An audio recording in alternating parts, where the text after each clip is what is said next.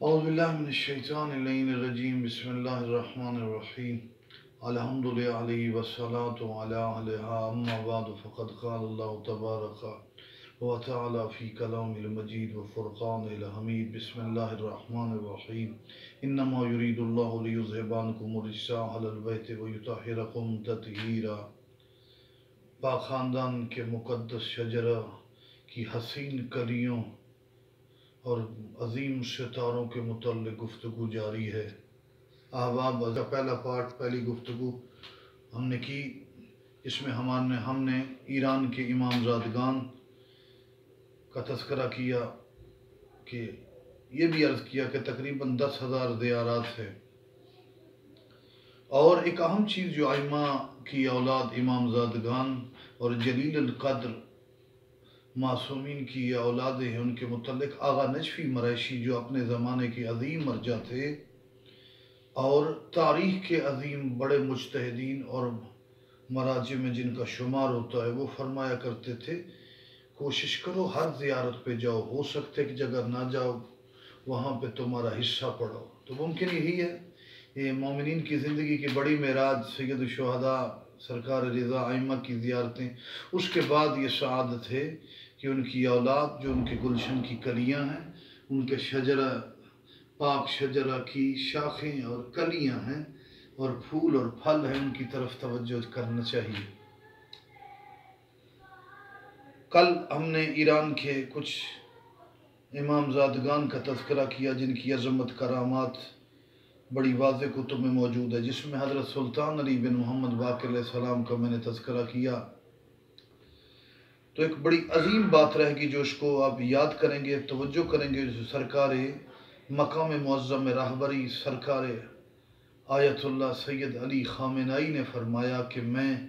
ایران کے تمام امام زادوں سے عقیدت رکھتا ہوں، لیکن حضرت سلطان علی بن محمد باقر کا خاص علیحدہ مقام ہے، یہ ان کا آغا رہبر کا فرمان حضرت سلطان علی بن محمد باقر کے حرم کے ایک دروازے پر بھی بڑا نمایاں لکھا ہوا ہے۔ عزیزو، آج میں نے بتایا تھا کہ ایران کے وسیع و عریض علاقے میں 10,000 زیارات ہیں، جن میں سے ائمہ کے معروف اولادوں میں سے جن شہروں کا تذکرہ ہے، ان میں ایک مشہد جس میں امام رضا علیہ السلام کے علاوہ خواجہ ابا سلط جو امام کے ساتھی تھے، ابا سلط حروی، خواجہ مراد، خواجہ ربیع، عظیم عارف محمد عارف پیلندوز جو خیابان نواب صفوی کی طرف ہے، سرکار محمد ابن موسیٰ کاظم وہ بھی گنبد خنسا کے ساتھ امام رضا کے حرم کے بالکل باہر خیابان تبرسی کی طرف، اور بائیں طرف امام سجاد کی اولاد سے بھی امام زادگان ہیں۔ جناب امام زادہ یحییٰ کا تذکرہ میں نے کیا۔ پھر شمال مغرب کی طرف مشہد جائیں تو امام زادہ ناصر یاسر، وہ بھی بڑا وسیع اور بڑا حرم ہے، امام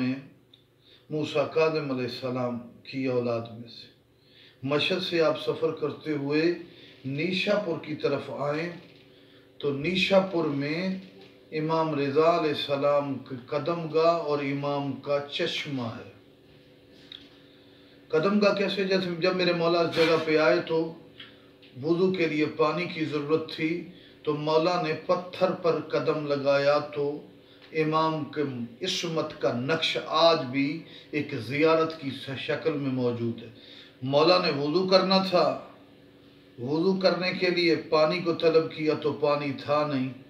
حضرت کے مقدس اعجاز کی وجہ سے نیشا پور میں وہ چشمہ نمودار ہوا جس سے مولا نے وضو کیا، نماز پڑھی، اور ساتھ ہی ایک بادام کا پودا لگایا جو فوری طور پر حضرت کے اعجاز کی وجہ سے وہ تناور درخت بنا اور اس کے پھل سے لوگوں نے تبرک اور شفا حاصل کی۔ اس کے ساتھ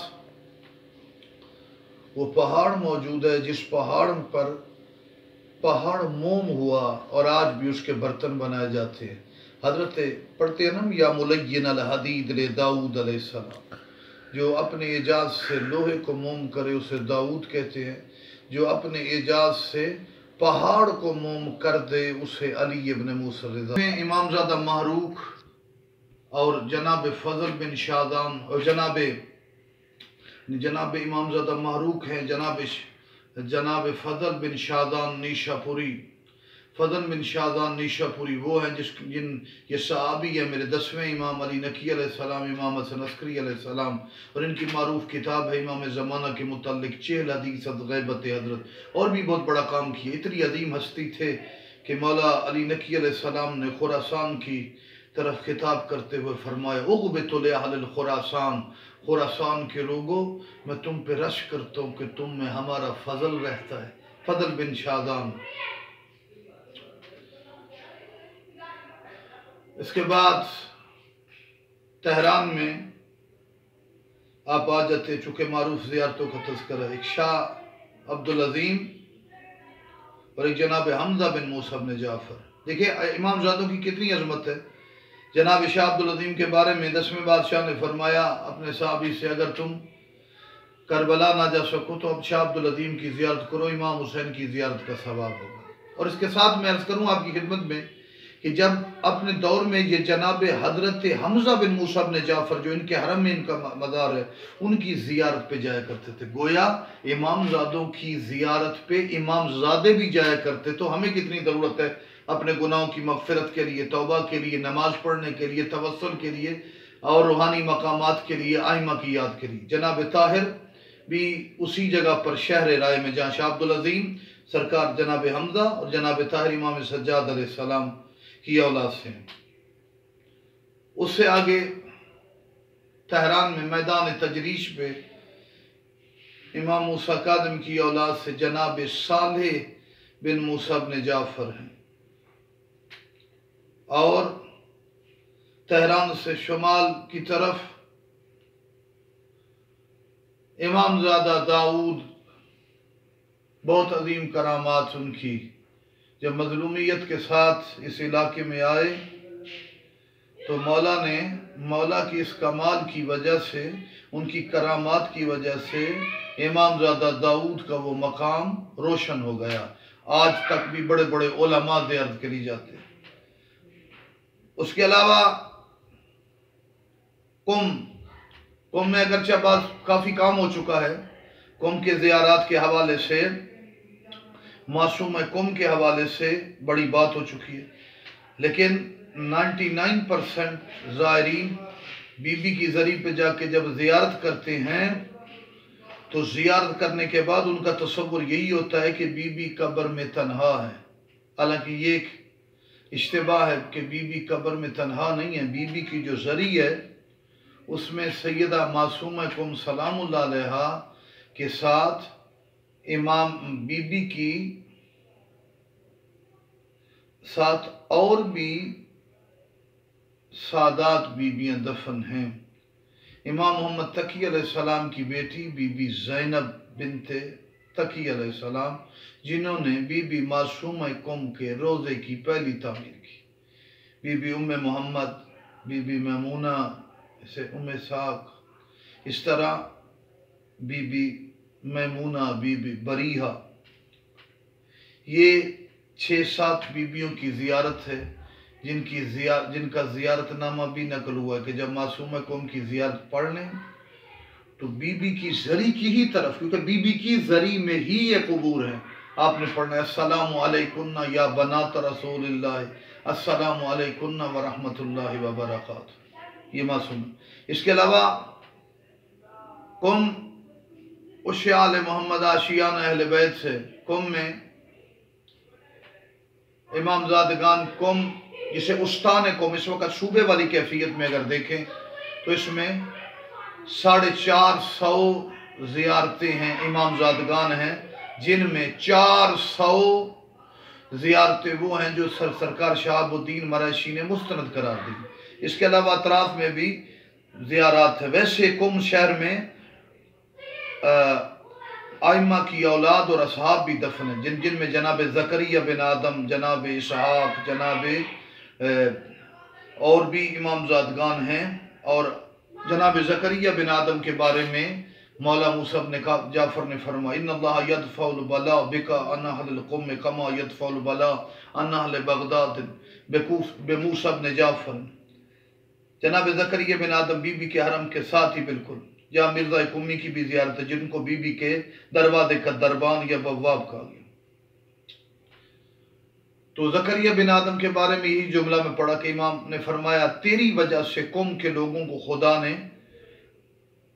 مصیبتوں سے ایسے دور رکھا جیسے قبر موسیٰ بن جعفر کی وجہ سے بغداد کے لوگوں کو امان ملی. جناب زکریا بن آدم. اس کے علاوہ 6 اختران میں 40 بیویاں جناب موسیٰ بن مبرقہ جمکران کے متعلق میں نے وضاحت کر دی. باقی امام موسیٰ کاظم کی اولاد میں سے ہیں. تفصیلات کے ساتھ قوم کے جمکران سے 21 کلومیٹر دور بہت بڑی کرامت کا مرکز بی بی سکینہ بنت موسیٰ بن جعفر کی قبر ہے.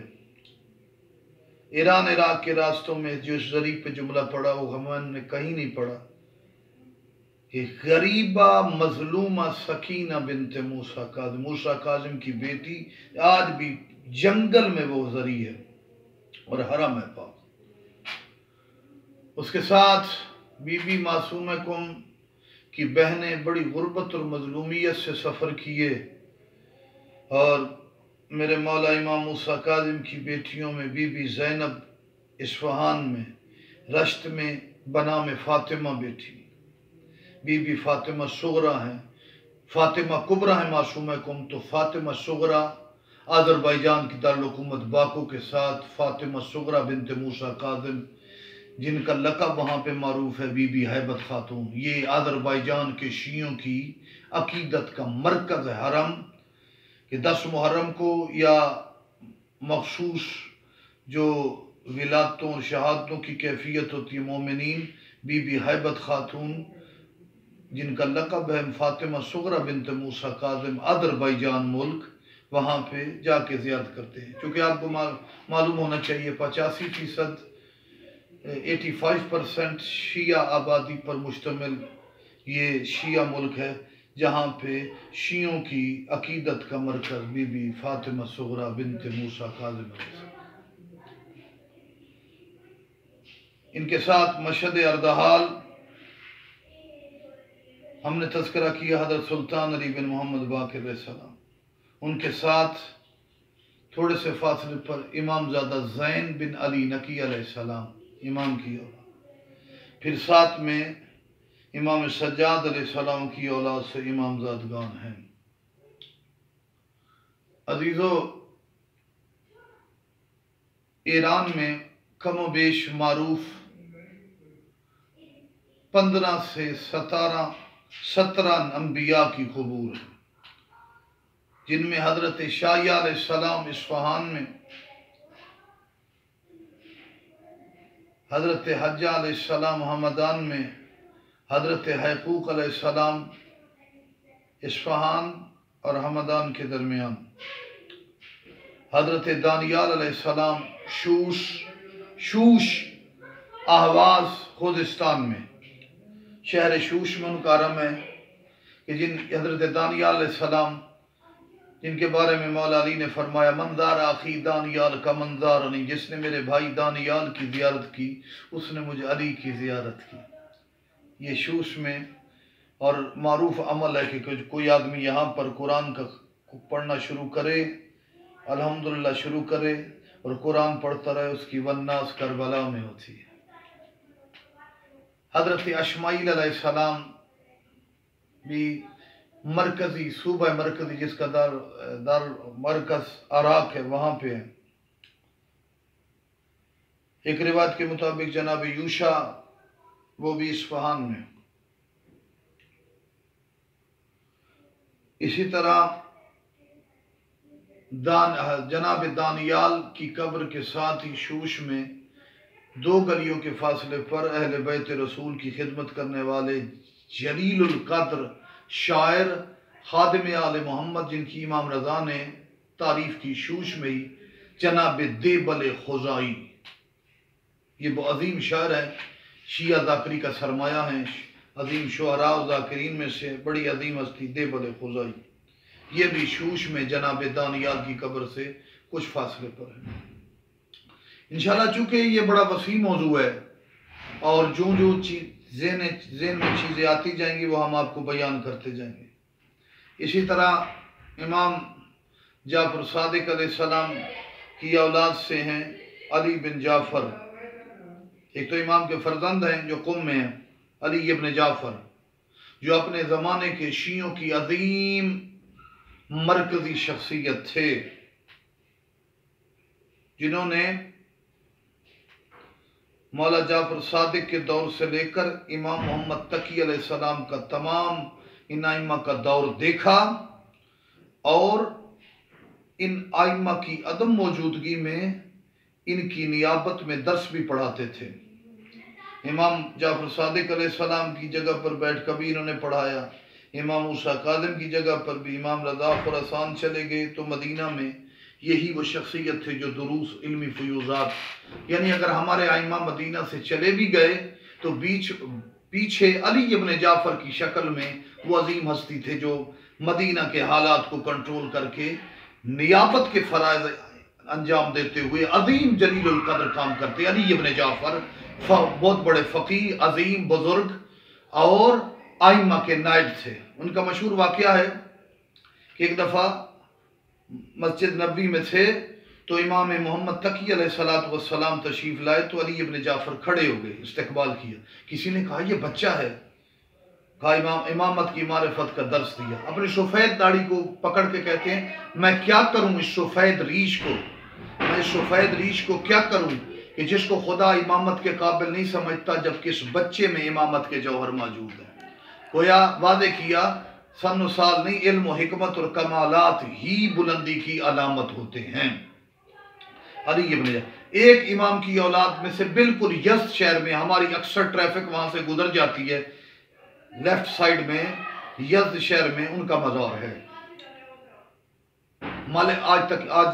تک یہی بیان کرتے ہیں۔ والسلام علیکم ورحمۃ اللہ۔